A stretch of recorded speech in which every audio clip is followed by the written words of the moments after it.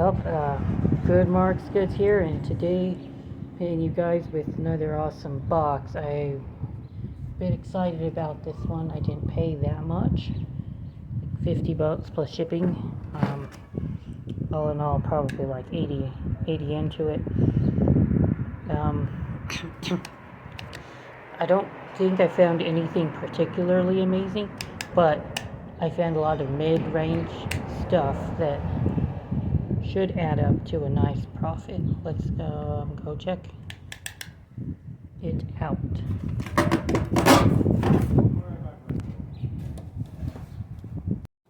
Taking a quick glance, it looks like damaged pieces, which is unfortunate.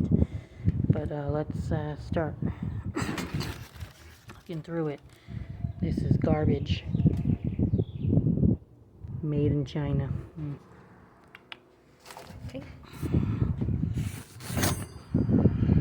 Okay, I found a lot of these cups, goblets, made in Spain. They're just worth a couple dollars. A lot of goblets were made in Spain. Appears to be a very major export of Spain. Okay, this is rather unfortunate. Okay, we got warranted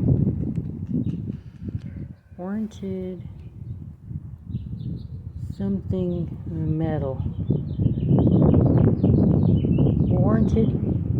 Warranted EST metal. I've never heard of that before. I've looked up what warranted means, but I don't remember it off the top of my head again. You see that in something like warranted 12 DWT on a knife, 12 pennyweights of silver over a certain amount of pieces they plated. The finial is screwed up.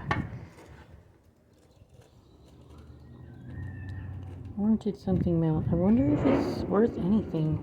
It's probably not. It's worth scrapping. I would imagine. I wonder how much they plated this with silver. Look at that. You kind of see the silver scraping off right there. That's a big chunk of plate lost. It's just in too terrible of condition to be worth collecting. But they probably plated it with plenty of silver. I'll be able to scrap that just fine. Alright guys, so the thing is that piece said warranted best metal. Now I was able to find some existing pieces that looked very similar to it that still exist, and it was supposedly plated on Britannia metal. Now Britannia was an alloy, and sometimes you can find silver plated Britannia as the base metal, and what that was the kind of like a tin alloy, pretty similar to pewter. So you kind of got like a high tin content, which makes it very, very let's just say malleable and easy to bend and break, and because tin is pretty soft compared to things like copper and nickel. So I ended up trying to scrape the silver off of it, thinking it was silver, but I don't think it was even silver. I think that they plated it with tin or something on top of the Britannia metal, so they went tin on tin here, and I didn't think that it was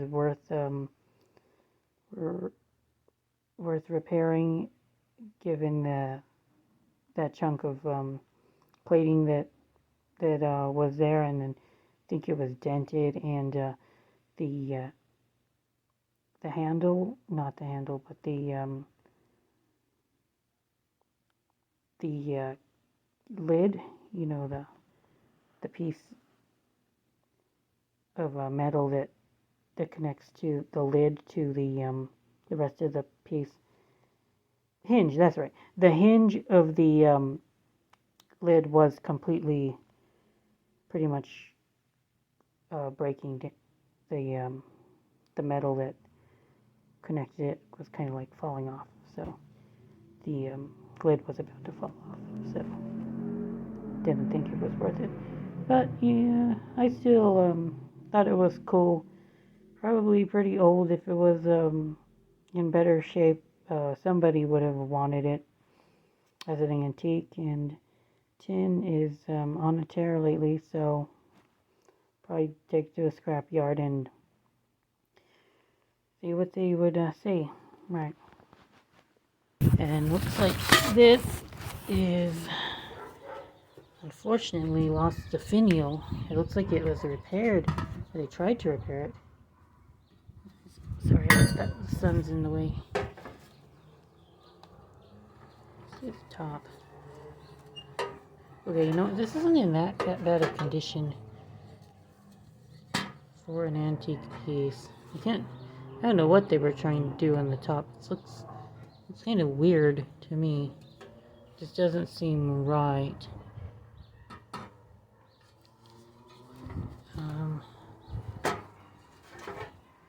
Okay, so name. Name is Webster. Oh, Webster Manufacturing Core. Treble plate. 21. So Webster, I imagine this is very antique. And Webster's name is still around. I see a lot of pieces called Webster Wilcox. So whatever merger between Webster and the Wilcox company that occurred back in the day, I'm sure there was a merger, or one of them bought out the other. So it was silver plate was a very cutthroat industry, fighting for market share, and they merged a lot. And it's in okay condition for an antique, I would think. And this is I'd say a win. It's like a wolf's head on the better light. Sorry about that, guys. Kind of hard to try to get a good image of things. Lighting. I'm gonna go ahead and cut some more video in my house later, so we can see that more clearly. But good find so far. I love it. Okay, we got, looks like a cocktail shaker by New Amsterdam. New Amsterdam was a pretty solid company. It looks like I'm missing the top. Let's see if I can find that in the box later. I really hope I can. The lid is okay. It's a decent looking cocktail shaker. If I can find that tip, or if I can't, maybe I can steal one from another cocktail shaker I can find. We'll see.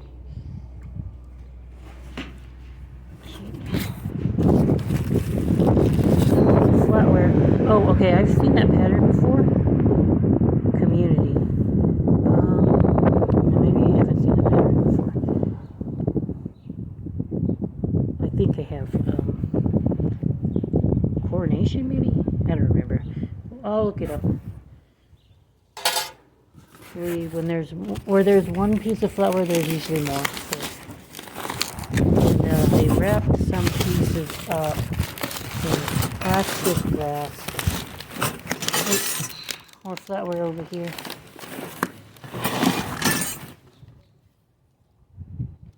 FB Rogers. Okay, I've seen these before. They're like milk pots, milk saucers. FB Rogers made quite a few of them. But They're still collectible.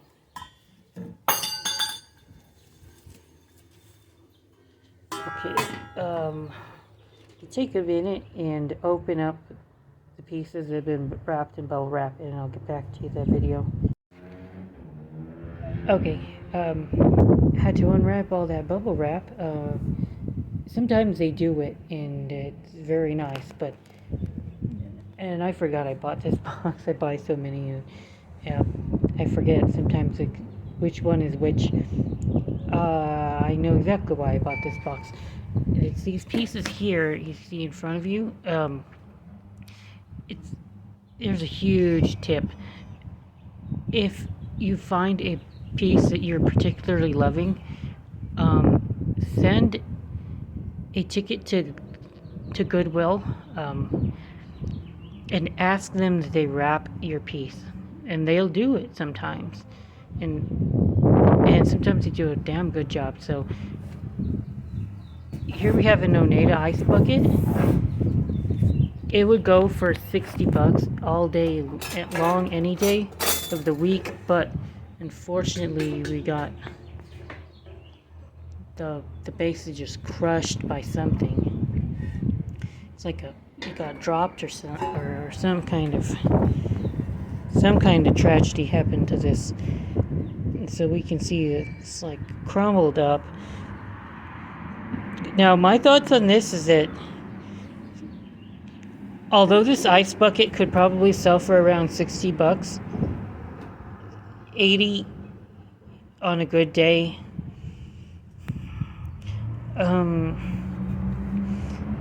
someday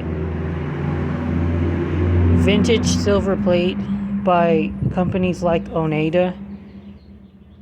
There we are, beautiful hallmark here of Oneida. It might be worth enough to repair.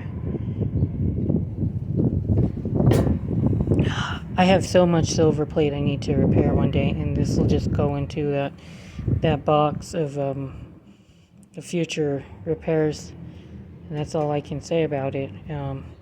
Fortunately, if it was in better condition, I would be able to sell for $60 to $80, but in this condition, maybe someone will give it to me for pay like $25, $30, like half off. I could probably do that because I've done similar things to that, and maybe they'll repair it themselves, or maybe they'll just enjoy it the way it is and get a nice looking product for a much cheaper price point.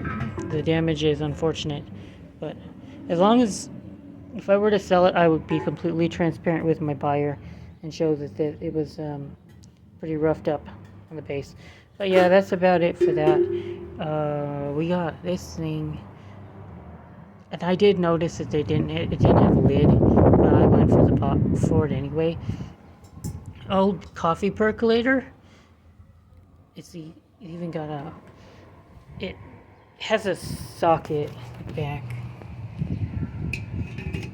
which makes it a little tricky for scrapping. I don't know what I'm gonna do with that. I mean, I can't imagine that it.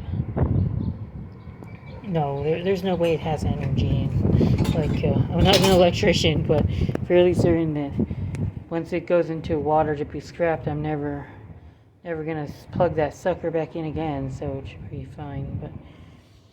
But yeah, an old coffee percolator like this would have been worth a lot if it had the damn lid. And I might be able to find another lid someday. I think it's the company's called Eaton. So Eaton, good in the neighborhood. Okay, well, yeah, and I don't know how much it'd be worth. $50, $100. Just depends on the market, but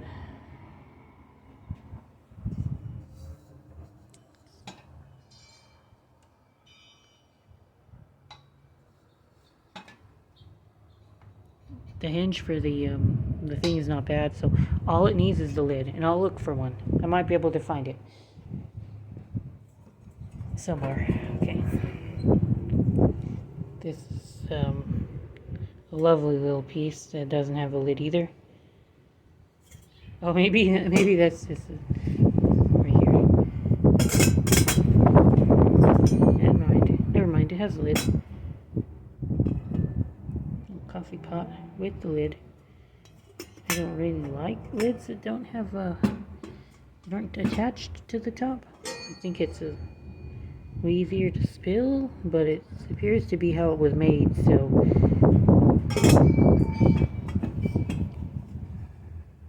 cute little metal piece. Maybe it's worth something. No way we can see a hallmark through all that tarnish. Okay. This is old colonial. And it's neither old nor colonial, I don't think.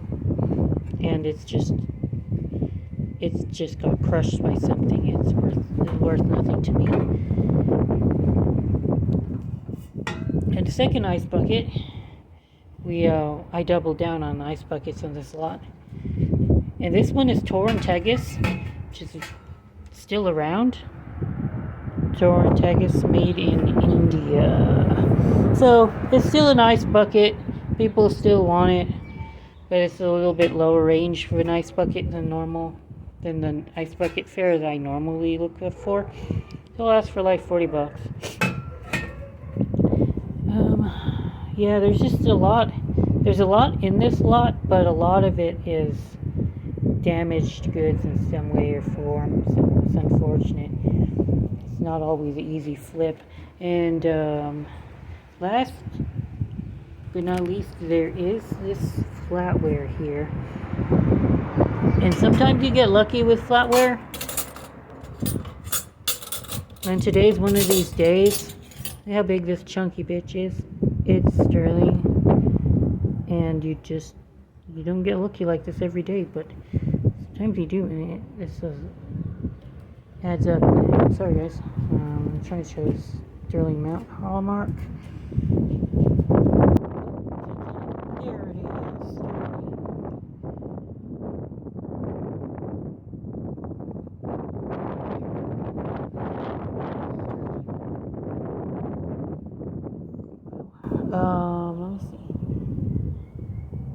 And it's apparently Gorham. Gorham used the anchor on their products. Should I zoom in? See it better? Sterling. See that anchor, guys?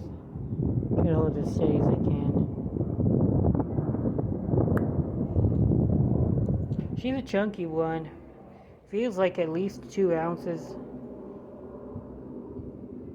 I bet you this spoon weighs 80 grams. I've seen similar. Okay, so the spoon is still 62 grams, and it still makes the box worth it in my book. 80 grams of sterling silver. Paid for the entire box. There could have been way more profit had more pieces been in better shape, but it's it's what it is. It's still a win.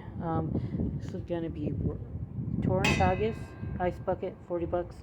This piece, vintage treble plate by an old company. It's in sellable condition, a reasonable condition for an antique this old. I'm gonna ask for at least 50, maybe closer to 70. I think that it could easily fetch $75 to $80, but